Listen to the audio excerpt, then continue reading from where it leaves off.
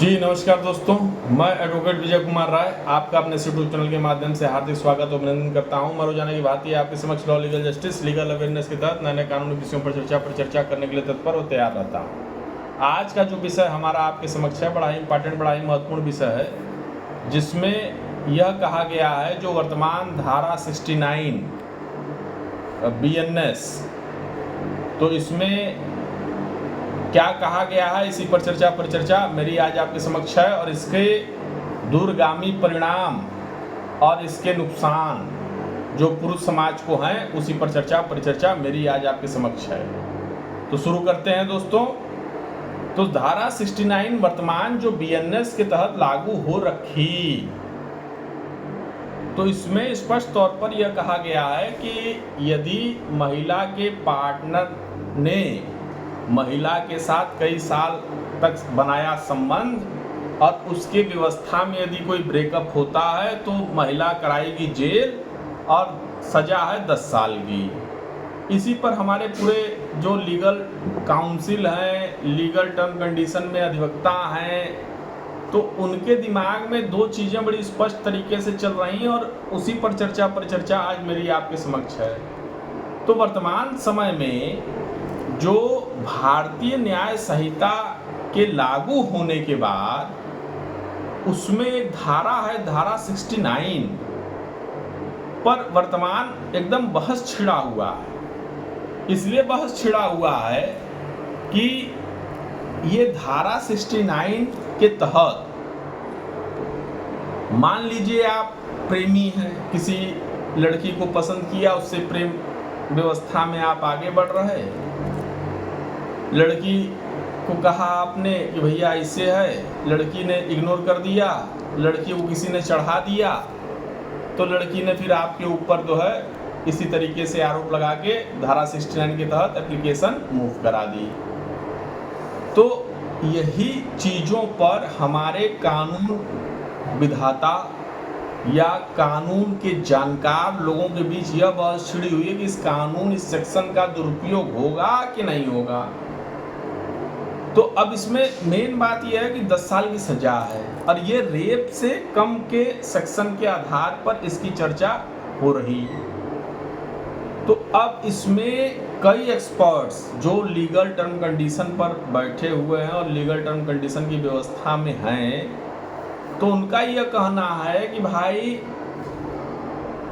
प्रेमी का संबंध हो, प्रेमिका का संबंध हो, इन दोनों व्यवस्थाओं के संबंध में जहां डिस्प्यूट पैदा होगा, चूंकि महिला को यह अधिकार है कि वह इस तरीके से चीजें कर सकती है, तो वह इसी तरफ अग्रसर होगी दबाव बनाने के लिए। भले ही आपने कुछ किया ना हो, भले ही आपने उस व्यवस्था को फॉलो न किया हो। तो जो हमारा टॉपिक था कि धारा 69 पुरुषों को दे रही मानसिक रूप से टेंशन, ये धारा 69 बड़ी खतरनाक हो गई है वर्तमान व्यवस्था के अनुसार, और जो संशोधन हो के आया उससे तो और ज़्यादा यह खतरनाक हो गई। मतलब इसका मतलब यह है कि पुरुष समाज जो है मूड़ी नीचे करके जाए, अब मूड़ी नीचे करके चला आवे। अब मूड़ी नीचे करने का तात्पर्य इसको अन्यथा न लीजिएगा, मूड़ी नीचे का ये हमारा डायलॉग था, भाई आप ही समझो ना। अब आपकी कोई दोस्त महिला है, न वो प्रेमी आप हैं, न उसके, न वो प्रेमिका आपकी है। अब उस महिला के दिमाग में जो दोस्त आपकी है, उस व्यवस्था में उसके दिमाग में मान लीजिए कोई खुराफात आ गई, उसको किसी ने चढ़ा दिया, चढ़ाने के बाबत उसको ये कह दिया कि नहीं जो है तुम इस तरीके से चीज़ें कर डालो, तो ऐसी व्यवस्था में जब उसको कोई चढ़ा देगा या कोई इस व्यवस्था में कर डालेगा, तो वो धारा 69 के तहत वो तो झूठा आरोप भी लगा सकती है। तो इसी से तो पुरुष समाज के दिमाग में टेंशन उत्पन्न हो रहा है कि भैया धारा 69 तो वाकई हमारे पुरुष समाज के लिए बड़ा खतरनाक है और इसमें 10 साल की सजा है। तो वीडियो को स्वाइप मत करिएगा, बहुत इंपॉर्टेंट जानकारी आपको मैं दे रहा हूँ अपने इस यूट्यूब चैनल के माध्यम से। अब इसको इस तरीके से समझिए कि एक लड़की ने लड़के पर नशीला पदार्थ खिलाने का आरोप लगा दिया। मान लीजिए आप हमारी महिला मित्र हैं, आप हमारे साथ गईं, आपने जो है कह दिया कि नहीं भैया हमको तो नशीला पदार्थ खिला दिया, हमको कोई होश हवास नहीं, इसने क्या किया क्या नहीं किया। हाँ, लेकिन ये समझ में आया कि इसने हमारे साथ कोई गलत काम किया है। अब ऐसी व्यवस्था में तो अब फिर वो ये भी कह दे कि जो है इससे चूंकि हमारा प्रेम प्रसंग था, भले झूठ कह दे, तो भैया आप तो पुरुष समाज है, नब जाएंगे। इसका एक देखिए साइड इफेक्ट और बता रहा हूं इस सेक्शन का। मतलब अभी तक तो हमने इस सेक्शन के बारे में बताया था अपने पुराने वीडियो में, लेकिन वर्तमान समय में मैं इसका साइड इफेक्ट भी आपको बता रहा हूं कि इसका साइड इफेक्ट क्या होगा। इसका पहला तो साइड इफेक्ट ये है कि पुरुषों से वसूली होगी। अब पुरुषों से वसूली कैसे होगी? उनके खिलाफ झूठे मुकदमे को लिखाने के लिए कि नहीं आओ 10 लाख 5 लाख 20 लाख 25-50 लाख रुपया दो, नहीं तो तुम्हारे खिलाफ जो है मुकदमा दर्ज करा रहे हैं। तो ऐसे कृत्य जो महिला इस सेक्शन के आधार पर कर सकती हैं उनके बारे में हम चर्चा करेंगे। और फिर एक लाइन और बोलेंगे आपसे कि इस वीडियो को स्वाइप न करिएगा, स्वाइप करिएगा तो इस चीज़ की जानकारी आपको नहीं मिल पाएगी कि मैं कहना क्या चाहता हूँ। तो इस व्यवस्था में आप ये समझिए कि ये सेक्शंस धारा 69 महिलाओं को वसूली का एक ब्रह्मास्त्र दे रहा, और वह वसूली के बाबत जो महिलाएं इस तरीके से हैं, जो अनर्गल आरोप लगा के और जो इस तरीके से चीज़ें कर रही हैं, उनके लिए ब्रह्मास्त्र है। बाकी जिसके साथ वाकई ये घटना घटी है उसके लिए तो ये सेक्शन बाकायदे लागू है और बढ़िया है, मेरा ये कहना है। अब धारा 69 रेप से कितना अलग है, इस पर भी एक चर्चा हो जाए। तो धारा 69 कहता है भारतीय न्याय संहिता का कि जो भी छल या धोखा देकर या शादी का वादा करके अपने पार्टनर से संबंध बनाता है तो ऐसा यौन संबंध रेप की कैटेगरी में नहीं आएगा। अब ऐसे मामलों में सजा जो है वह 1 साल से लेकर 10 साल तक हो सकती है और साथ ही साथ जुर्माना भी लगाया जा सकता है। अब यह धारा उन मामलों में लागू होगी जो रेप की कैटेगरी में नहीं आते हैं, यह भी इसका एक प्लस पॉइंट है। अब इसको अगर विस्तृत तरीके से समझा जाए कि नहीं धोखा है क्या, रेप नहीं किया लेकिन धोखे से हमने उसके साथ शारीरिक संबंध बनाया, तो इसको कैसे, इस कैटेगरी को कैसे डिफाइन करिएगा।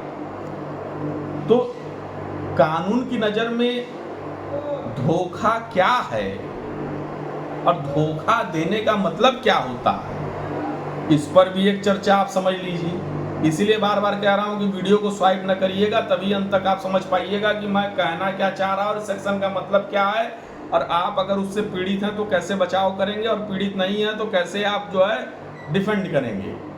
तो इस चीज़ को बड़े ध्यान से समझिएगा, क्योंकि वीडियो थोड़ा सा हमारा ये लंबा होगा तो इसको समझना पड़ेगा कि धोखा का मतलब क्या है और कानून की नज़र में धोखा किसे कहते हैं। तो धोखे या धोखा देने का मतलब यह है कि पार्टनर को संबंध बनाने के लिए प्रेरित करना या नौकरी, प्रमोशन या शादी का झांसा देकर उसके साथ यौन संबंध बनाना, यही धारा 69 कह रही है। अब कानूनी रूप से दिक्कत क्या है? दिक्कत यह है कि धारा 69 बेहद व्यापक है और इसका दुरुपयोग किया जा सकता है। जिस तरीके से हमारे समाज में झूठे रेप के आरोप लगाए जाते हैं और लगाया जा रहा, इसके बावजूद पुरुषों के लिए यह ज़्यादा टेंशन देने वाला है कि भैया आपने रेप भी नहीं किया, आपने तो शारीरिक संबंध सहमति से बनाया, उसमें भी जो है 1 से 10 साल की सज़ा निर्धारित है और महिला को यह अस्त्र प्राप्त हो गया, तो वो ब्रह्मास्त्र खींचेगी और आपके ऊपर छोड़ेगी। तो अब इसमें यही है कि भैया इस तरीके से कोई कहानी अगर कोई थाने पर आती है तो निश्चित तौर पर थानेदार जो है इस पर FIR दर्ज करेगा और फिर वो अपना सिस्टम मैनेज करेगा। तो ये पहला दुरुपयोग इसका है। अब धारा 69 में ऐसा क्या है जो पुरुषों के लिए मानसिक व्यवस्था में टेंशन की बात है। तो आप इस चीज को समझिए कि भाई हर कोई रिलेशनशिप में होता है और उस रिलेशनशिप को साबित नहीं कर सकता कि हम प्रेमी प्रेमिका के संबंध में थे कि हम जो है कोई दूसरे संबंध में थे, या ये ठीक चल रहा या ये ठीक नहीं चल रहा। भाई आपकी प्रेमिका ने आपको मैसेज किया, उस मैसेज का जवाब आपने अपने उस व्यवस्था में दी। अब हर आदमी तो फोन रिकॉर्ड नहीं न करता है, अब फोन के कॉल की डिटेल भी नहीं रखता है। और सबसे बड़ी बात तो यह है कि कैसे साबित करिएगा कि किसी ने आपके साथ धोखा या छल किया है या नहीं किया है। अब यहाँ देखिए, प्रेमी प्रेमिका पुरुष महिला का ईगो का टकराव है, इस पर भी एक चर्चा हो जाए आपसे। अब धारा 69 के तहत पहले तो यह मान लिया जाता है कि पुरुष ही आरोपी है, क्योंकि एप्लीकेशन मूव हुई, एफआईआर दर्ज हुई, उसने पूरी घटनाक्रम आपको बताई, थाने वाले ने जो है अपना एफआईआर दर्ज किया और फिर पुरुष को टार्चर करेगा कि आओ तुम्हारे खिलाफ इस तरीके से ये एप्लीकेशन आई है और इस पे क्या कहना है, उस तरीके से जो है अपना जवाबदेही दाखिल करो, अन्यथा तुमको जेल जाना तय है। अब यहाँ बहुत सी महिलाएं ऐसी होती हैं कि जब उनका रिलेशनशिप खराब हो जाता है, यानी जिस पुरुष और महिला का संबंध मैं बता रहा हूँ, यानी मैं अगर पुरुष हूँ, मेरे साथ कोई महिला उस संबंध में है या थी, अब मेरा उसके साथ संबंध जो है वो खराब हो रहा, तो निश्चित तौर पर मुझे इसी धारा के तहत 69 के तहत वो हमको ले भी देगी। और यह रेप की श्रेणी में नहीं आएगा, लेकिन रेप से कम भी नहीं है, ये भी जान लीजिए। तो अब इसमें एक और बात है कि नौकरी या प्रमोशन के झूठे वादे को लेकर ये एक्स्ट्रा जोड़ दिया गया इसमें। अब ये 69 में नौकरी या प्रमोशन की जो बात कही और इसके सापेक्ष में जो झूठा वादा करके शादी करने का जो झांसा देकर उसके साथ जो शारीरिक संबंध बनाते हैं, तो अब इसका भी एक महिला फायदा उठाएगी आपके ऊपर। तो ये भी एक दुरुपयोग की बात हो रही कि ये ऐसा हो सकता है। और पहले क्या था नियम आईपीसी सीआरपीसी के तहत इसी सेक्शन के आधार पर, तो धोखे से जो पहले की व्यवस्था थी उसमें स्पष्ट तौर पर यह था कि धोखे से यौन संबंध के अपराध को परिभाषित नहीं किया गया था। मतलब कि जो हमारा आईपीसी सीआरपीसी लागू था तो उसमें शादी का झांसा देकर धोखे से शारीरिक संबंध बनाकर ऐसी कोई बात विशेष तरीके से किसी सेक्शन में इंक्लूड नहीं थी। उसको बहुत होता था तो 420 का मुकदमा मतलब दाखिल होता था, उसी व्यवस्था में 376 भी लागू हो जाता था। लेकिन मेरे पुराने वीडियो आप देखेंगे तो उसमें स्पष्ट तौर पर मैंने कहा था कि 376 वो सिद्ध नहीं हो पाता था, ट्रायल में वो हट जाता था। तो मात्र और मात्र यही 420 का मुकदमा चलता था। इसी में जो मारपीट और गाली गलौज की बात आपने की तो 420, 323, 504, 506 यही सेक्शन जुड़ते थे। और एक सेक्शन जरूर आईपीसी में था 90 कि यौन संबंध की वह सहमति अवैध मानी जाएगी जो तथ्य की गलतफहमी में दी गई है। यदि सहमति किसी व्यक्ति ने डर या दबाव में आकर दी है तो वह भी मान्य नहीं होगी। ऐसे मामलों में आरोपी पर धारा 375 रेप के तहत मुकदमा दर्ज होता था। उस वक्त शादी का झांसा देकर बनाए गए संबंधों को रेप की कैटेगरी में डाल दिया जाता था, जिसमें कठोर सजा होती थी, लेकिन वो रेप सिद्ध नहीं हो पाता था क्योंकि वहां प्रेम प्रसंग था और वो आपसी सहमति से बनाए गए संबंध थे, और जब वो ट्रायल में आते थे वो फिर डिफॉल्ट हो जाते थे। तो वैसी कंडीशन में जैसे उस समय होता था, तो वर्तमान तो ये था कि आज भी लिव इन रिलेशनशिप का एक अलग सिस्टम है जिसमें लड़का लड़की एक साथ रहकर पति पत्नी का व्यवस्था में जा रहे हैं और यह चीजें बड़े तेजी से बढ़ रही हैं। तो ऐसे में आपसी सहमति से जब यौन संबंध बनाए जाते हैं तो उसे रेप की कैटेगरी में रखना ठीक नहीं होगा।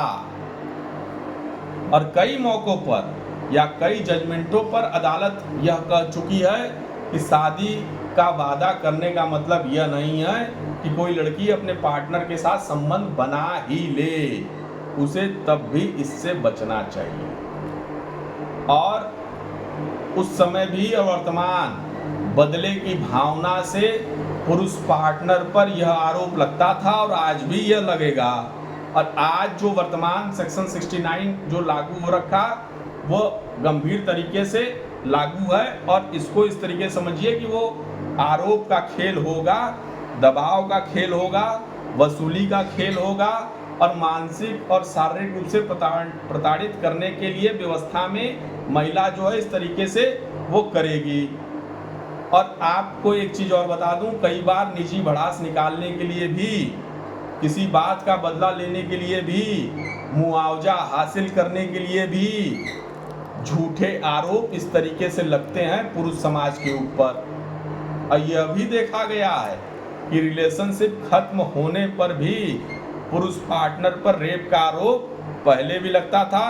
तो वर्तमान जो सेक्शन 69 है तो उसकी आप कल्पना कर लीजिए कि महिला कहां तक जा सकती है। तो यही चीजें हैं। तो इसी पर परिचर्चा मेरी आज आपके समक्ष थी। यदि यह वीडियो आप लोग को पसंद आया हो तो आप इसे लाइक सब्सक्राइब जरूर करें, ताकि फिर एक नए वीडियो के साथ मैं आपके समक्ष प्रस्तुत हो सकूं। जो हमारे इस चैनल पर नए हैं वह हमारे इस चैनल को लाइक सब्सक्राइब जरूर करें, ताकि फिर हमारा एक नया वीडियो आपके समक्ष प्रस्तुत हो सके। यदि यह वीडियो आप लोग को पसंद आया हो तो कृपया करके हमारे इस चैनल को मोटिवेट करें, हमारे इस चैनल को सब्सक्राइब करें, ताकि मेरा मनोबल बढ़ता रहे और फिर एक नए विषय के साथ मैं आपके समक्ष प्रस्तुत हो सकूं। जय हिंद, जय भारत।